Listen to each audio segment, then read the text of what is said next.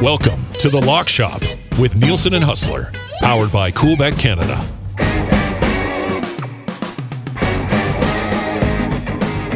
What's going on, everybody? Welcome to the Lock Shop. Nielson with you. Pat Gregoire is going to join us as well as we start to get you ready. We got another CFL week coming up here as well. NHL Draft coming up right around the corner. I think we have to have a good chuckle on Hustler and Remus's travel from Winnipeg Sports Talk. Hustler was supposed to join us today, but he could not. He's still traveling down to Vegas. I don't feel bad for the guy because he's going to Vegas. Travel does suck. I deal with it all the time. But Trev, let's bring in Pat Gregoire, of course, the Lock Shop today and every day presented to you by our great partners over at Coolbet. If you're not yet signed up for an account today at Coolbet, go to coolbet.com, use the code LOCKSHOP when you sign up. You get a 100% deposit bonus on an additional deposit up to $200. Patty, what's going on, buddy? How you doing, man? Doing good. We have all felt the woes of travels, but no woe is me for Huss and Remus. You guys are headed to Vegas, man. You could have to tell us that you're walking there, and I'm still not feeling bad for you. All right, you'll get there when you'll get there. You'll hit up the strip. You'll have a couple of beverages. You'll hit a couple of tables, and you're gonna have more fun than me sitting here at home. So that's enough. We've heard enough of the trials and tribulations.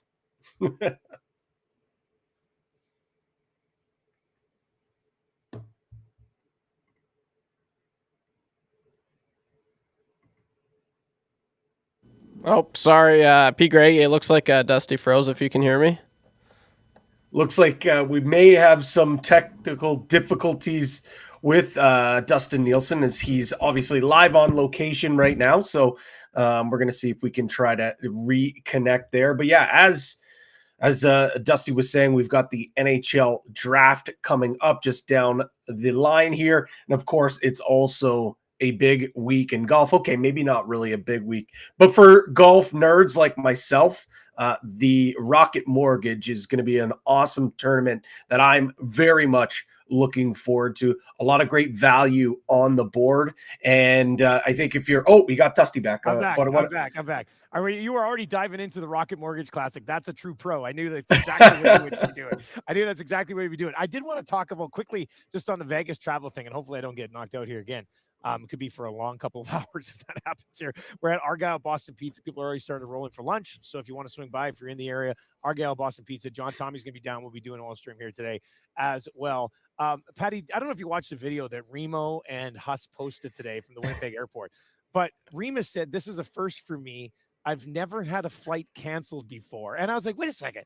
How is that possible? Like, I know if Remo's been on like 3 airplanes his entire life or something, but how have you never had a flight canceled before? That's insane to me.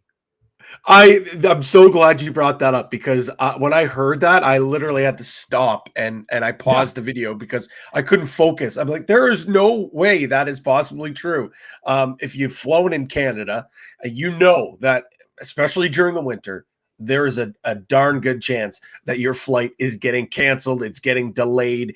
You're getting put on a different bird, whatever it may be. That I was blown away by. If that's the case, I'm traveling with Remo all the time. Although he's finally got one of these cancellations, but man, I'm so glad you mentioned that, because luckiest dude of all time. Like, I don't understand it. Like, you fly all the time for CFL and TSN. Like 3 hours. I now, when it comes to working with TSN and traveling for the National Lacrosse League, it's almost at a point where I am surprised if our flight doesn't get delayed or canceled. Like, that's how confident I am that something will go awry during my travels. So the fact that he's never had to experience this, makes me feel even, less bad for them that they're heading to Vegas. And this is the first time he's ever had to deal with that before. Last year I basically flew, every weekend from the beginning of June to mid-November. and I did not have a single flight canceled.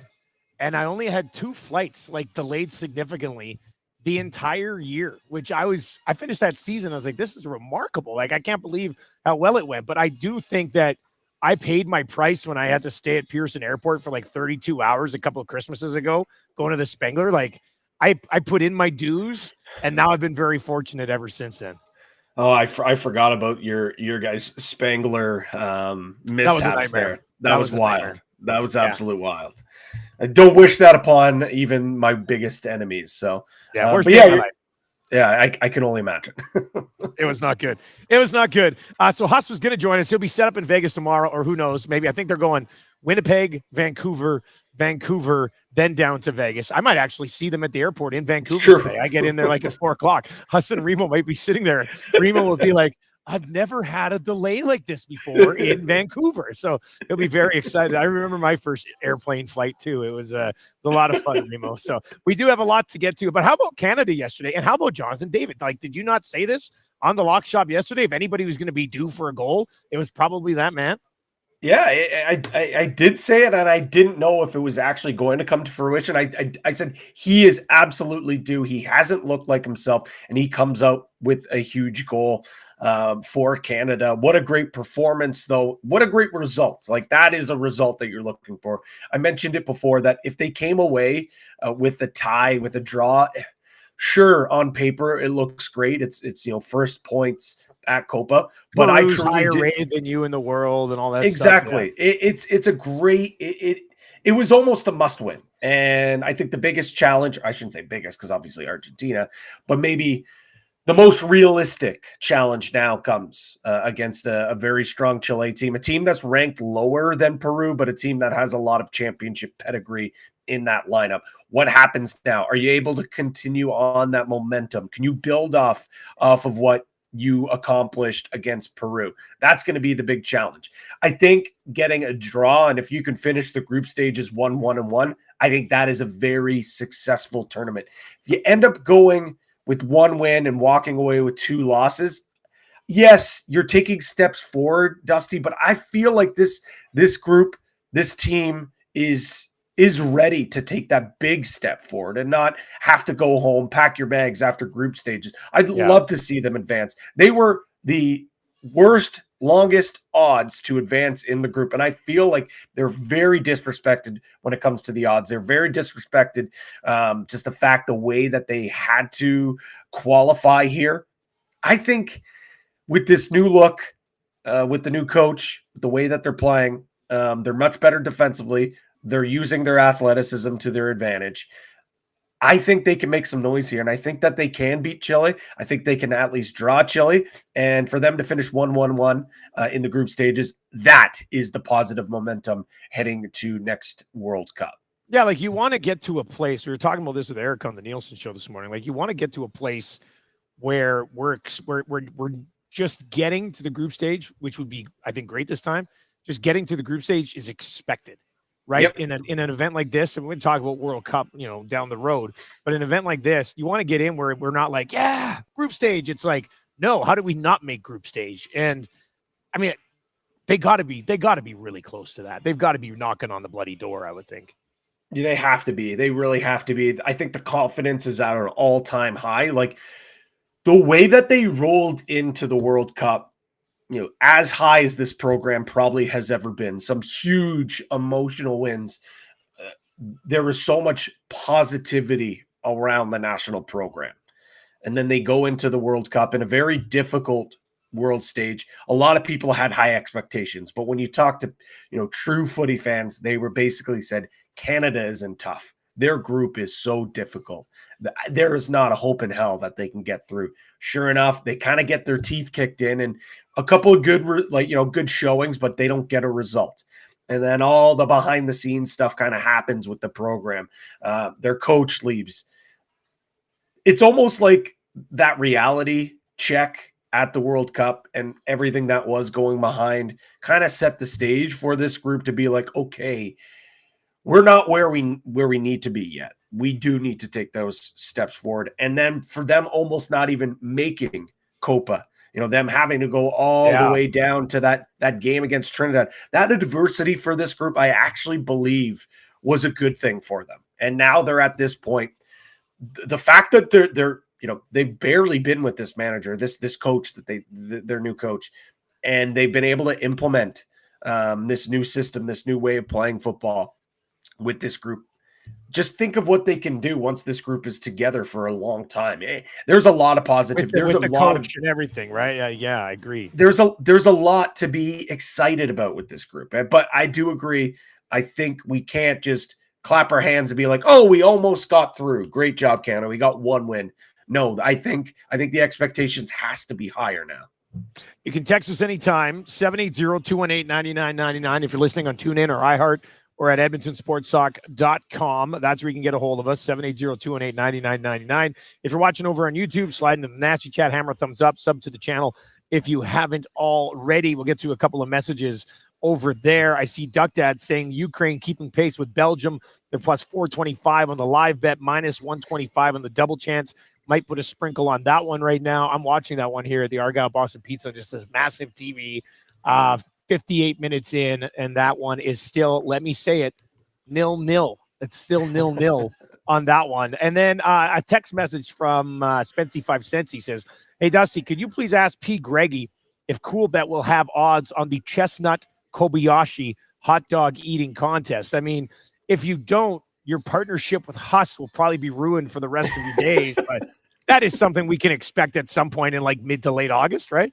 Absolutely. It is taking place in Labor Day, so we do have some time to figure things out. We absolutely will have odds, and why wouldn't we? This is one of the biggest sporting spectacles to ever happen. Of course, Coolbet's going to have it.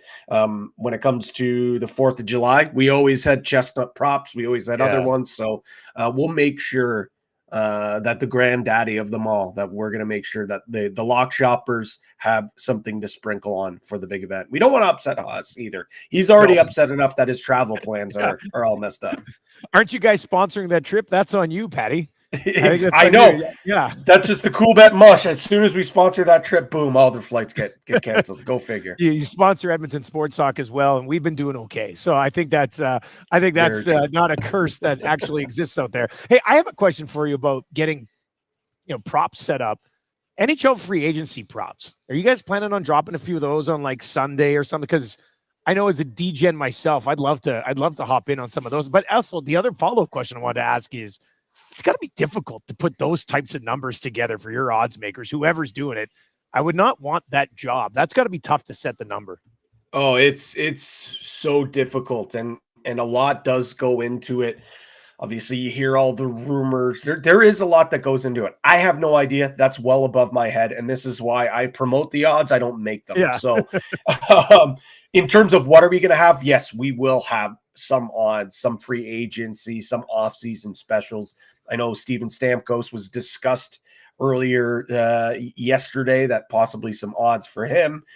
Even some trade destinations too. If there's some players, maybe a Mitch Marner, maybe a possibility that Sidney Crosby ends up with a team to start the year that's not the Pittsburgh Penguins. Certain things like that. I can't specifically say who or what we'll have. Those are still in discussion.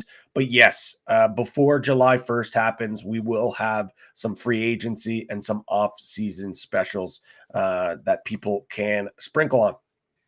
Excellent. You can hit us up in the Nasty Chats. Of course, you can also slide in to the inbox at 780-218-9999. I do see Duck Dad asking what was the hotline from the show this morning, and Chaz does have it. Slovakia and Romania. They both need a draw to advance, so we decided to ride with the draw at plus 118. And I was looking for an update on that one right now. Somebody will pass it along, but somebody said it's looking good. So I do like that one over there as well. The NBA draft goes tonight, and I haven't had the time with this playoff run. Usually I'd be ready to drop a few sprinkles on the NBA draft. But, Patty, I got to get your thoughts on the trade that we saw yesterday in the association, in which Mikal Bridges gets moved from the Nets to the Knicks for 5 first-rounders, a second-rounder, a pick swap option on another first-rounder, and then Bogdanovich goes the other way as well. Like, the NBA is just on steroids when it comes to transactions in the offseason.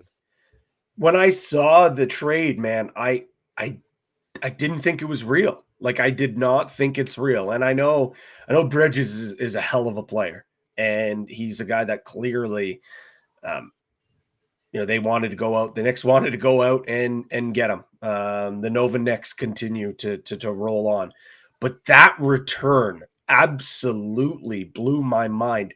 The NBA, man, is undefeated when it comes to the offseason with free agency, with coaching news, with the Lakers, with whatever it is. Like, they create just as many headlines in the offseason, Oh, maybe even more than they do in the regular season. The news cycle for the NBA, it's a 12-month thing. And a trade like this is a big reason why that is the case.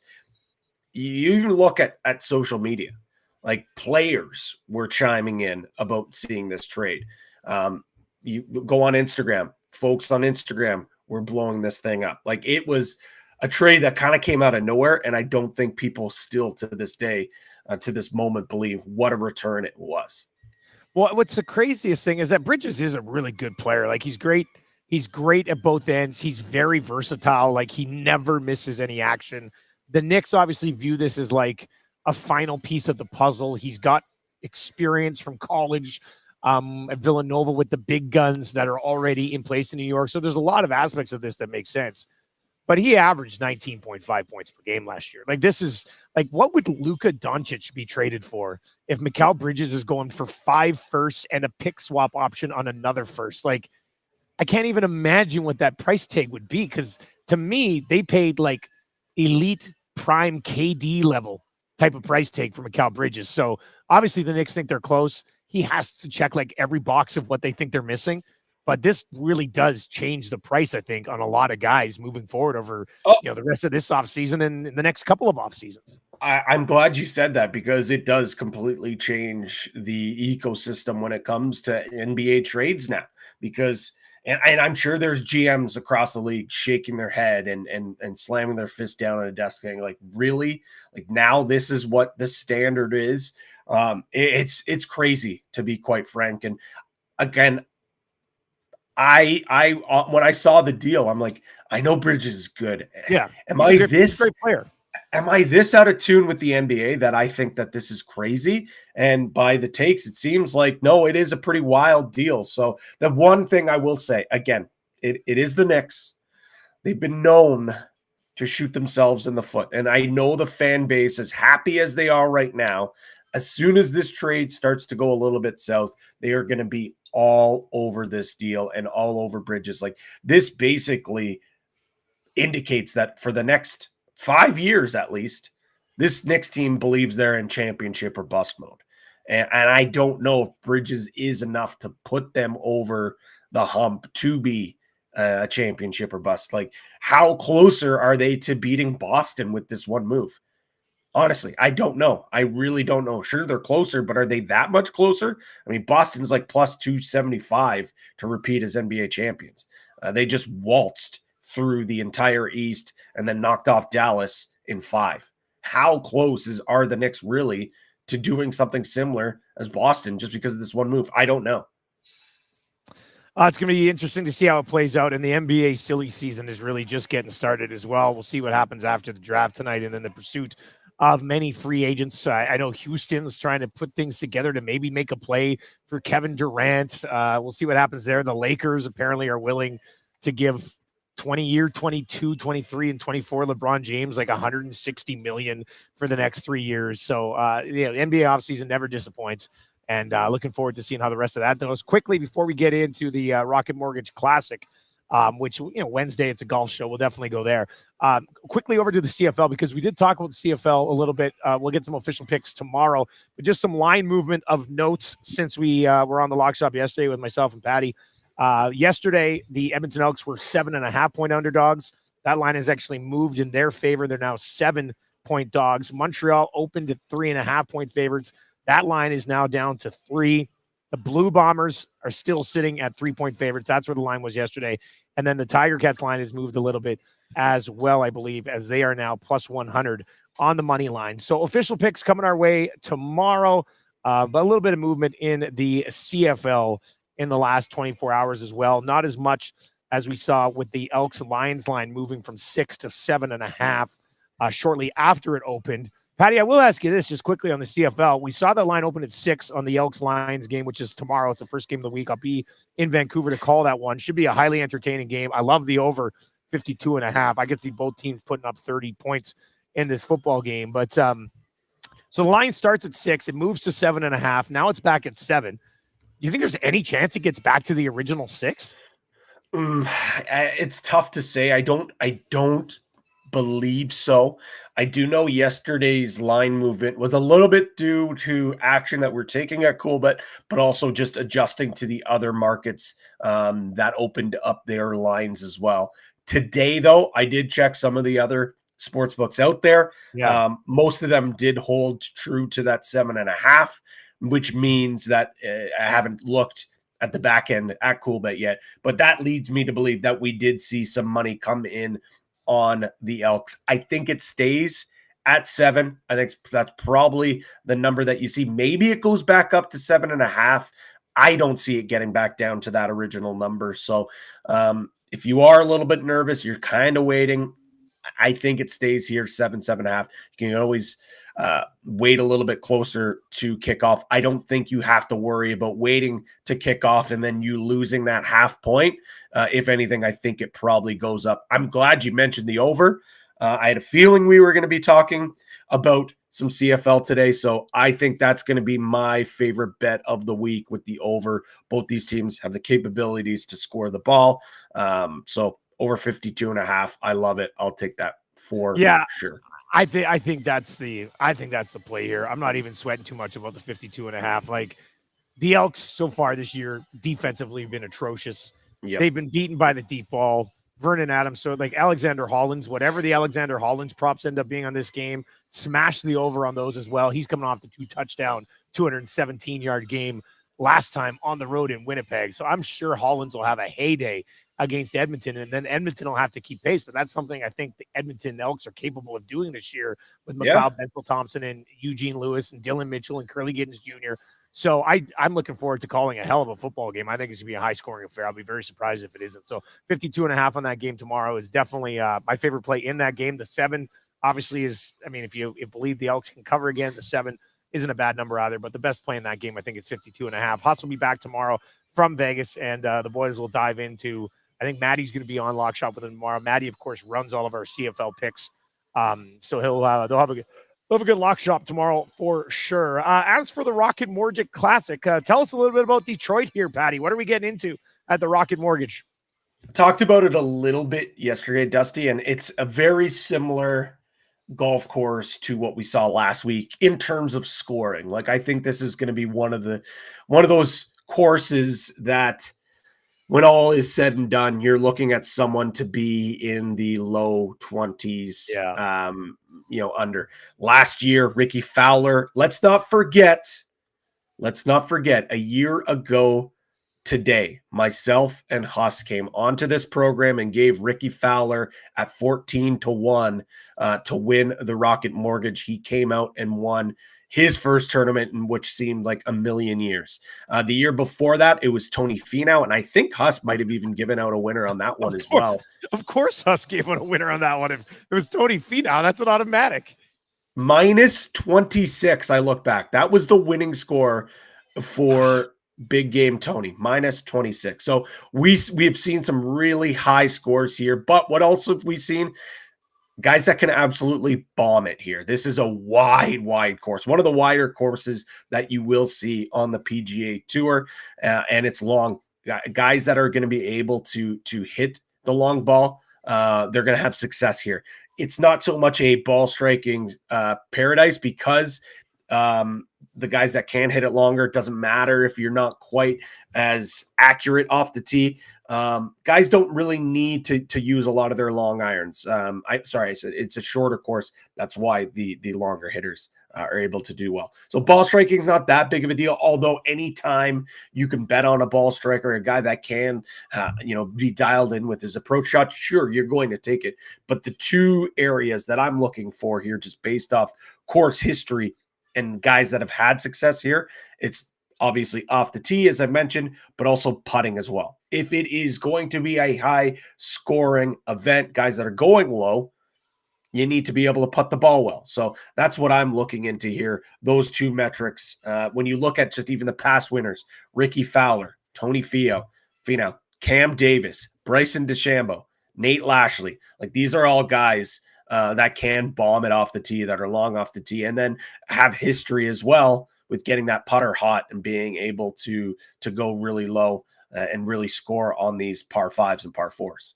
If you have any picks for the Rocket Mortgage Classic, you can text them to us 780-218-9999 or hit us up in the nasty chat as well. P. Greggy, give us the card, man. Who jumps off the page? Who meets some of those metrics that you're looking at here? Well, one of them here is Min Woo Lee, friend of the program. I know Huss is going to like that one. He is really, really high on Min Woo, and so was I. To be quite frank, a lot of people in golf were really high on Min Woo this year, and he's kind of been a little bit disappointing. Hasn't been that breakout star that we kind of expected.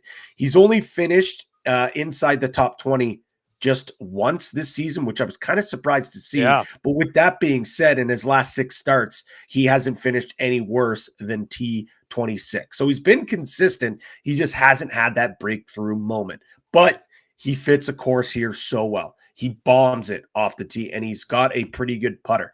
He's 8th in strokes gained off the tee and 2nd in total driving, while being 4th in driving distance. He's gained strokes with his putter in 5 consecutive events, including more than 4 strokes at the PGA Championship, where he finished that T26. I'm also sticking with this guy. He's done well for me this year. Akshay Bhatia, 22-1 is what I got it at. A lot of people must have jumped on it because it's now down to 18-1. I'm also on him to finish top 20. I'd even consider a top 10 bet as well. You're getting plus money for him to finish inside the top 20. And that's basically all he has done since missing 2 consecutive cuts. It's been an up and down year for Bhatia. He wins the Texas Open, but then misses the cut of the PGA Championship and at the Charles Schwab. Since those missed cut, though, he's made 4 straight cuts, including a T5 last week at the Travelers, a T16 at the U.S. Open, and a T22 at the Memorial. Those 3 events, way better field, like significantly better field than what we're going to see. He's 13 in stroke gain on the tour this season and 4th in the field. He's great off the tee, 22nd in total driving, 20th in total distance. And I think you can make a legitimate case that Akshay Bhatia is the most talented golfer in this field. He can ball strike, he can putt, he can hit off the tee. I just really like the number, especially when I got it earlier in the week at 22. I think 18-1 is still disrespecting him from what we've seen in his recent form, and he's won already this year. I'm so happy to see the love and the respect from the golf community, the golf betting community, that this guy is getting right now. Taylor Pendrith, 25-1 right now. He opened up at 40-1, and everyone, the steam that's coming off this guy, up at 40-1.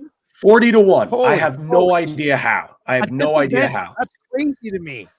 It makes no sense because he has so much great course history, and you look at the way he plays, it's like he was made to play at this course. He's one of the longest bombers on tour, 15th in driving distance, and as the old adage goes, though, drive for show, putt for dough, and boy, oh boy, that has been the case this season for Pendy. He's 4th in strokes gains putting and 5th in putting average. I don't think people realize how big of a heater he is on right now this season with his putter. He's gained strokes in putting in 14 of his last 15 events and gained over 16 strokes putting in his last 4 starts combined.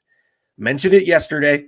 He has so much great course history here. T14 last year, T2 the season before that. And in fact, Pendy is 2nd in stroke gains at Detroit Golf Club since 2019 with a minimum of 8 rounds played. He's gained almost 3 strokes on the field.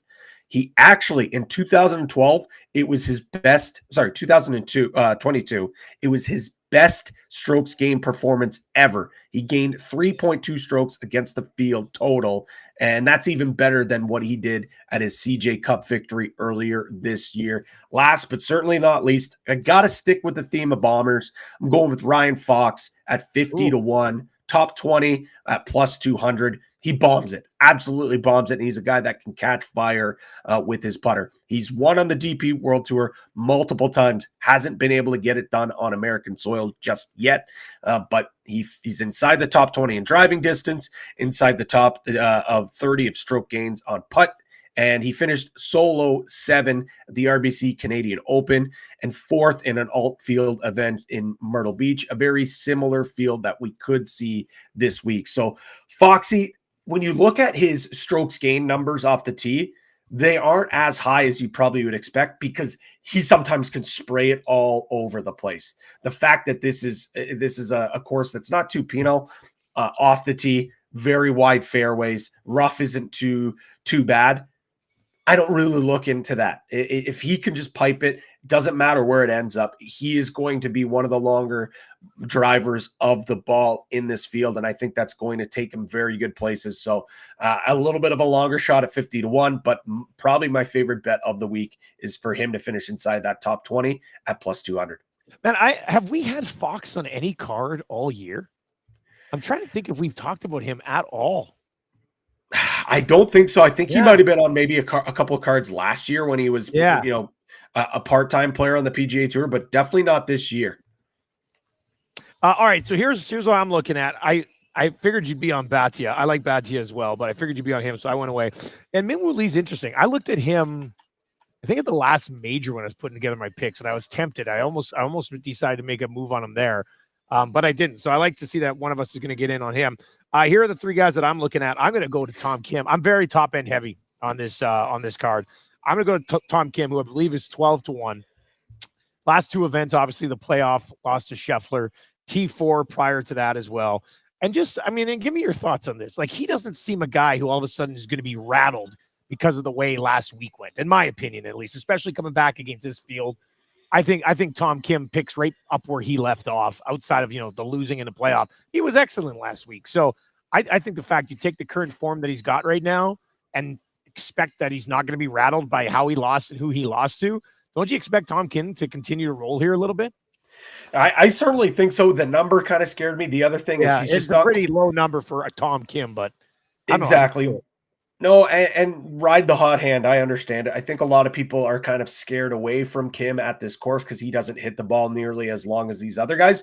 But with the way that he can strike the ball, sure, maybe he's 15 to 20 yards further in the fairway, closer to further back, I should say, than these other guys.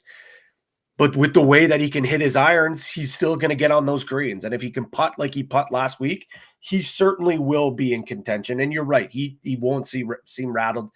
Scotty Scheffler, best player on the planet. It's also one of his best buddies. They were eating pizza on Wednesday night before the tournament even started. So I think he's a guy that, that's going to roll off his back. He's probably going to feed off that momentum and realize, hey, the only guy that was able to beat me last week was the best player on the planet. No one even close in this field is going to be there. I mentioned how I think Akshay Bhatia is probably the most talented golfer in this field. The only other argument I think you can make against it is Tom Kim. So I'm not opposed to that play one bit. One of my other 2 plays is a guy who actually held off Scotty Scheffler at one point this year, and that's Steven Jaeger at 25 to 1. Pick. My other 2 guys are at 25 to 1. Jaeger's 25 to 1.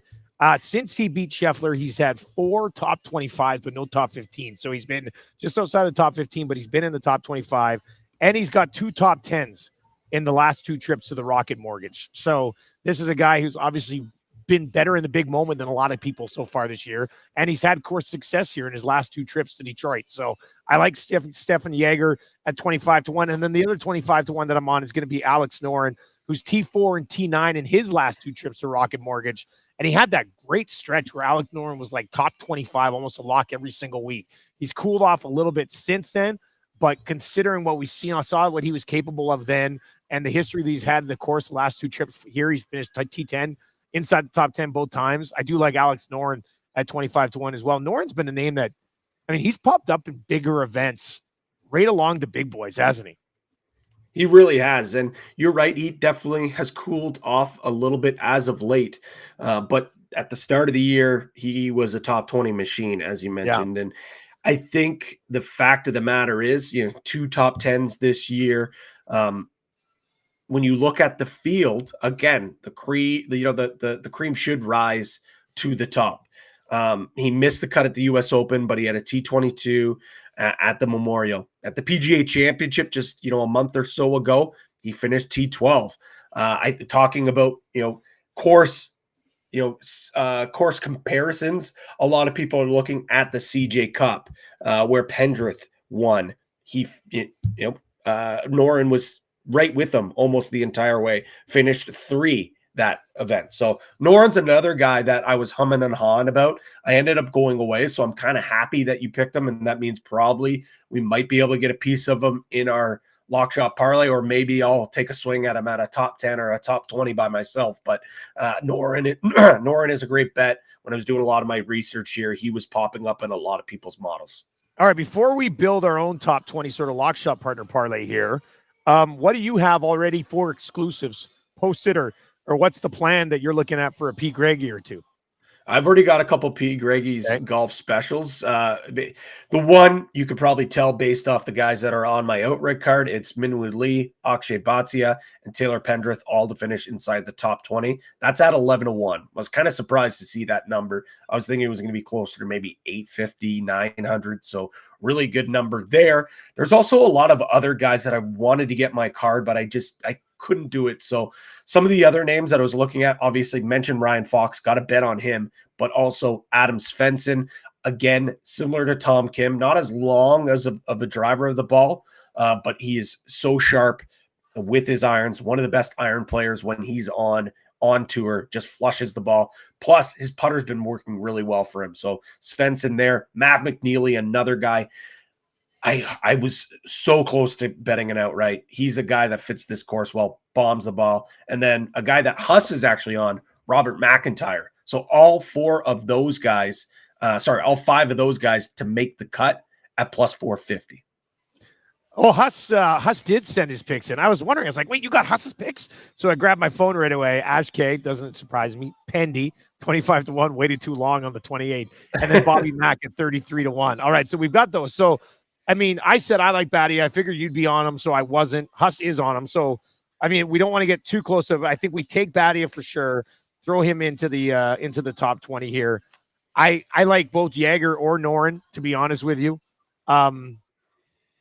Which guy would you prefer there going into the top 20? Oh, I think I would lean more Jaeger, but I'm fine with both. I think both of them are going to fit this course really well. Just Jaeger, the long ball, the fact he's won already kind of leans me to see that he might have some good luck here. But I'm good with either. Yeah, well, no, I mean, I'd like Jaeger too. That's who I was going to suggest. So we got Bhatia, we got Jaeger. I mean, you already have Penny in the other. I was going to say, do we go Bobby Mack? I briefly looked at him when I first started to prep for this, earlier this morning. I didn't dive into him too far, but he was a name that kind of perked my eyes up a little bit, my ears up a little bit. So I'm okay with that. You did just mention we already got him in a different one, but that's just for him to make the cut. Yeah, that's just for him to make the cut. So what's his top 20 number? What do we have? What is let's see here.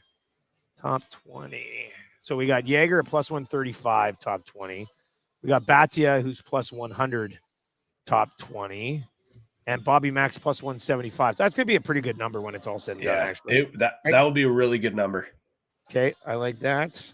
All right, so Bhatia, Jaeger, and McIntyre, top 20 to try to roll out another lock shop partner parlay, which is we've been rolling pretty good with these partner parlays. It's like I would say, I mean, I know there was a stretch a couple years ago on Lock Shop where Huss and I hit like 3 or 4 golf winners in a row. But I would think overall for consistency, this golf season has probably been our finest and your finest as well. You've been absolutely nailing it. I think it's been great. We got to strike while the iron's hot. I do agree. I think we've cashed quite a few Lock Shop partner parlays, a couple Greggy's golf specials, and some outrights. I think earlier in the year, though, I think you hit one and Huss hit one as well. Like, I can't remember which event it was, but there was definitely one or two there at the start of the year that one of you guys at least hit. So consistency level, can't disagree with that. Especially the fact, considering that it seems like more than half the times the PGA Tour tees it up, it's Scotty Scheffler winning this event anyways. So I think we have to take advantage of when Scheffler's not playing for us to win an outright here. All right, Patty, I know you're taking off here right away. How long a flight is it to Iceland? It is a 6-hour flight. It's a 6-hour flight. Just a direct? Just a direct? Yeah, like that? Yeah, believe it or not, there is a direct flight now from Toronto to Reykjavik. So about a 6-hour flight. We'll get there at about 8:30 in the morning their time. We got some travel stuff planned. As I mentioned, the poker golf event on Friday. But one of the days, I don't know if it's tomorrow or possibly on Saturday, we got a tee time at 11:35 at night. Yes. Because the sun doesn't go down in Iceland during the summer. Night. Yeah, exactly. Oh, so night that golf. Is cool, man. That is awesome. That's a great idea. I think that'll be absolutely outstanding. Well, you have fun with that. And is it true? Like, have you been to Iceland before? Never been. This is the first time okay. I'll be heading over there. Everybody says it's all green, right? And Greenland's full of ice. Yeah, exactly. So you have to confirm with us. Let us know. Text us pictures, I will, buddy. for sure. That'd we will that'd for be sure. Great. All right, man. Awesome. Well, we will let you go. I'm going to get to the $100,000 hole-in-one here for Golf Town. Safe travels, man, and I will catch up with you at some point next week. Awesome. Safe travels for you as well. Yeah, thanks a lot, man. There you go. That is Pat Gregoire from Coolbet. We are here at Boston Pizza, Argyle Boston Pizza location. Tommy Gazzola is here. He's ready to get rolling. A bunch of people starting to roll in for lunch. What's going on? Good to see you guys. Should be a pretty good time. We're going to dive into it. There's lots to discuss. People are still just replying to my tweet about what's the Oilers' number one priority of the offseason. And the offseason is upon us, so we will get into that. Players are having their availability at noon today, so we'll see what comes out of that. I'm sure we'll get some injury updates on a few of the guys, as well as no rest for the wicked as far as the Edmonton Oilers go. So we'll get into that coming up on the Oil Stream. A few things to take care of here still on the lock shop today. By the way, if you think Bronny James gets picked first overall, which he won't, I think he gets drafted at some point. But if you think LeBron James's boy is going to get picked first overall, his odds are, he's not, first overall pick, Bronny James plus 100,000. So, yeah, maybe a sprinkle. You never know. But highly unlikely on that front. I think he'll get drafted somewhere tonight. But yeah, NBA draft goes tonight. Full CFL preview tomorrow with Huss as well. But let's get to your $100,000 hole-in-one contest with Golf Town. Hockey season is now over. Golf season has begun. So turn in the jersey for the polo and get everything you need at golftown.com. The keyword on the lock shop today, how it works, very simple if you're not familiar with it. All you have to do is text us at 780-218-9999, 780-218-9999. Your odds of qualifying in the lock shop are much better than qualifying on the Nielsen show. So hopefully you're listening. And Stricker is the key word. Stricker. Stricker. Text Stricker right now to 780-218-9999. YouTube Trevor, Maddie, or whoever's hanging around back at the EST Global headquarters will get your name. One of you will qualify, and you're going to draw with 3 other people for a chance to have a swing at $100,000 a week from today out at the Ranch Golf and Country Club. Your keyword on the lock shop today is Stricker. Text that in to 780-218-9999. Best of luck to everybody. One more time, the keyword is Stricker. We'll have another keyword for the $100,000 hole-in-one coming up on the Oil Stream as well. We also have to take a qualifier for the Great Outdoors Comedy Festival, which is coming next month, just around the corner here. It's almost July already. It's crazy. This playoff run has pushed us so far into the summer. It's absolutely insane. Great Outdoors Comedy Festival is coming. We've already given away a VIP table for the Friday night, given away a VIP table for Kevin Hart show on a Saturday night. We do have a VIP table that we are giving away for the Sunday night show. Bert Kreitzer, Whitney Cummings will be in for the Sunday night show. You get the VIP table. Our partners at Alley Cat are the exclusive beer sponsors of the Great Outdoor Comedy Festival. and the 6 o'clocker lager is going to be in the house, and one of the 2 or 3 beers will be available. So it should be a nice little glow up for the 6 o'clocker lager. But if you would like to go into the draw for that VIP table for that comedy show, all you have to do is text in Bert. Text Bert right now to 780-218-9999, 780-218-9999, and one of you will be qualified by YouTube Draft to go into the grand prize draw for the Sunday night VIP table. Lots of exclusives available over at Coolbet right now, including on the Rocket Mortgage Classic. Like, there's a lot. Top Canadian, Pendy, plus 130. I mean, it's going to be Pendy or Adam Svensson, you would think, with Coolbet boys. So, yeah, I mean, probably Pendy at plus 130. Any Canadian to win, 14-1. Svensson and Pendy both to finish top 20. That's at plus 650 right now. You can go head-to-head with those two guys as well. Pendrith versus Svensson. Pendy's minus 135. Svensson is plus 135 as well. So both of these guys partners with Coolbet. So there's lots of ways you can slide in and have some fun on that one. This is one that I like here. Doesn't have anything to do with Pendrith or Svensson. But Tom Kim, who I liked on my picks at 12-1. Tom Kim and Cam Young, both to finish top 10 at 7-1. Of course, Cam Young last week goes out and drops a 59 on the crowd. Absolutely ridiculous stuff. Just the 13th guy to ever go out and shoot a 59. And that's what he did last week. So he's coming in good form. Tom Kim's coming in good form. Tom Kim and Cam Young plus 700 to both finish top 10. So that's another one that you can look at as well with our partners over at Coolbet. And hey, if you have not yet signed up for an account at Coolbet, please do. Go to coolbet.com, sign up with the code LOCKSHOP, and you'll get a 100% deposit bonus on your initial deposit up to $200. So you deposit $100, you get an extra $100. You deposit $200, you get an extra $200, but only up until that point. Tommy Gazzola is cleaning his laptop right now, using his breath. Do you carry a glass cleaner in your pocket? What? I should use that. My screen's a mess right now. Well, it's a touch screen, though. I have a touch screen. From Costco. Is this from your tire days? Oh. I think I don't want to touch anything because we're streaming right now, but I'll definitely wash my screen later. Thanks, Tommy. That's great. All right, we do have the oil stream coming up. If you're listening on TuneIn or iHeart or at EdmontonSportsTalk.com, oil stream is locked and loaded. It's off-season time. We always have huge numbers on the oil stream in the off-season. You're all a bunch of sick puppies. But what should be off-season priority number one? Are they going to have a GM at some point? And who's it going to be? Like, that should be announced at some point here, you would think. So we'll get into that as well. And lots of your questions. If you're watching on YouTube, stick around. Turn on autoplay. I'll take you right on over to the oil stream. If you're listening on TuneIn, iHeart, or at EdmontonSportsTalk.com, please send the link to EST to all of your buddies. We would appreciate that. We think they like our content as well. And stick around. We'll have a little bit of Whale on the Wolf, and then we will be live from the Argyle Boston Pizza. I already see some nasties rolling in here as well. Come on down, get yourself some Thai chicken. I'm probably going to have some Thai chicken bites. We'll see. I love those Thai chicken bites. God, they're good. I'm this blue moon right now.